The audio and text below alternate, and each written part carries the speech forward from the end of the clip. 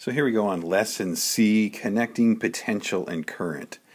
An important conclusion that we should get from our charge escalator model is that a battery is a source of potential difference. Now when charge flows through a wire that connects the battery terminals, the current is a consequence of the battery's potential difference. So you can think of the battery's EMF as the cause, and then current, heat, light, sound, and so forth are all effects that happen when the battery is used in certain ways.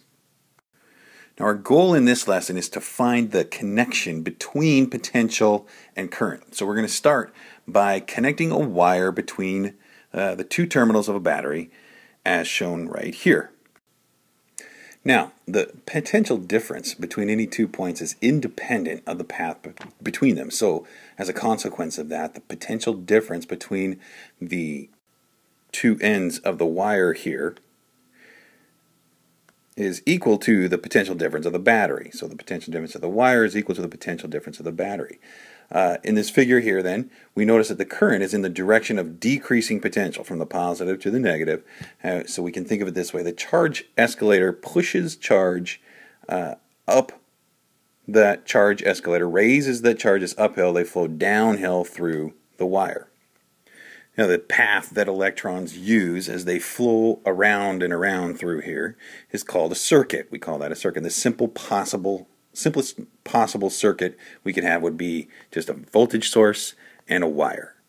As the electrons then move through this conductor, through this wire, their motion is blocked a bit by the atoms in the wire. We define that block, that opposition to flow, as resistance. Okay.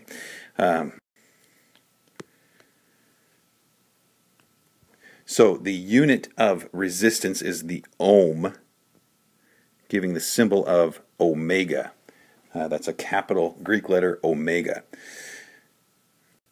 Now in a circuit, the thing that uses the electricity and provides the resistance is called the load. A load could be a light bulb, it could be an electric motor, it could be a solenoid, it could be a heating coil, it could be a hair dryer or microwave oven or a refrigerator or whatever. The thing that is using the electricity we call the load. So the resistance of a conductor, the resistance of a wire itself is really very small.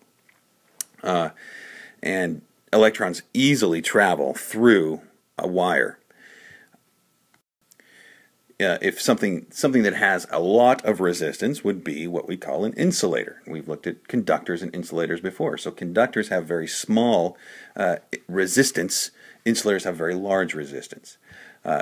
So many circuits have components placed in them to deliberately add resistance. We want to be able to deliberately resist the flow of current, the flow of charge. So we add resistors. Okay.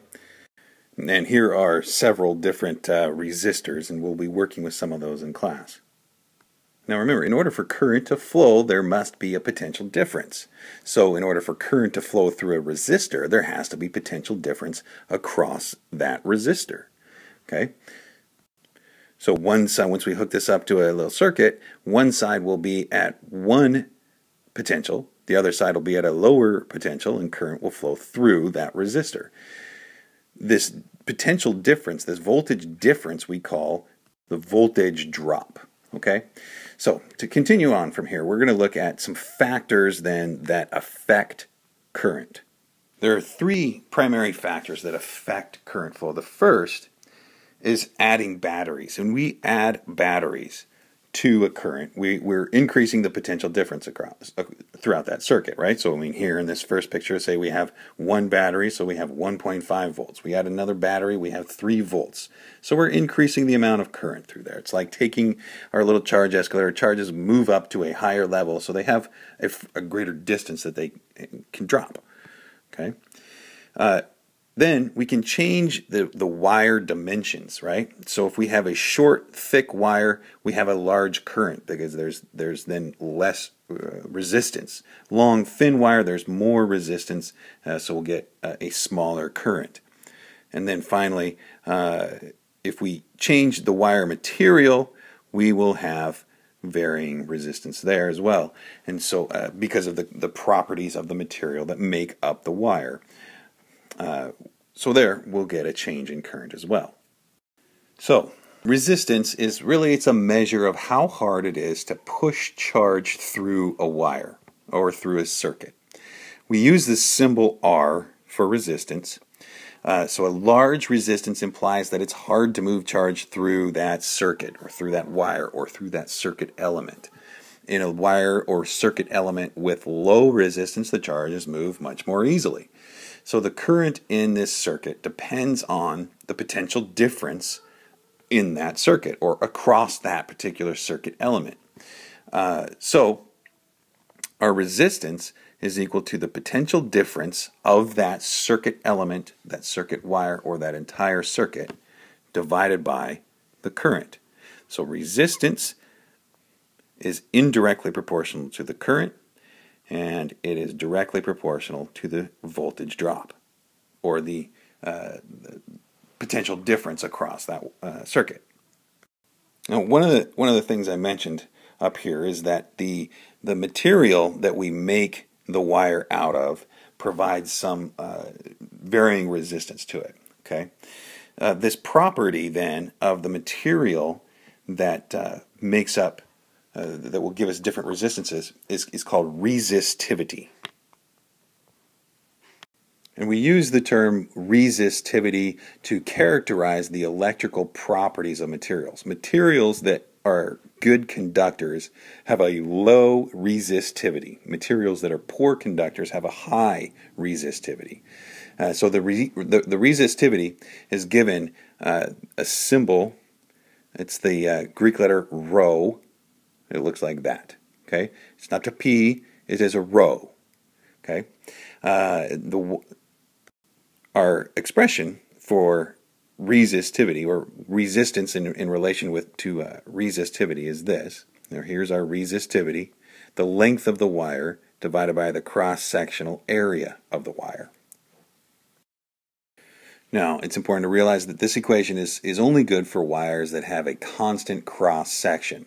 The resistivity characterizes the specific properties of a given material. Each metal has its own resistivity. It's important to distinguish between resistivity and resistance. Resistivity describes just the material, not any particular piece of it. Resistance characterizes a specific piece of the conductor having a specific geometry. The relationship then between resistivity and resistance is analogous to that between like density and mass. So in a big fat wire, there's lots of paths for the electrons to go through. In a skinny wire, there aren't as many paths, and the electrons are sort of scrunched together trying to get through, so they get held up more. This means more resistance. So really what we want to remember about resistivity is that it's a property then of a material. And often what we'll see in text or whatever are tables like this that's giving us the resistivity of materials. This is the one that you have in your textbook. So let's take a look at an example. Let's say we have a 60-watt light bulb, has a resistance of 240 ohms. At the operating temperature of the tungsten filament, the resistivity is approximately 5 times 10 to the negative 7 ohm meters. If the wire is used to make a filament, the filament is 0.04 millimeters in diameter, how long must the filament be? So when we look at this, we realize that our cross-sectional area is this, and our diameter then of our wire is this 0.04 millimeters. I'm going to use the area then of a circle, pi r squared. Our resistance is 240 ohms. Our resistivity of our wire is 5 times 10 to the negative 7. Our area then would be pi r squared down here, where we're using our radius converted to meters squared. So this will give us a length then of 0.6 meters, 60 centimeters.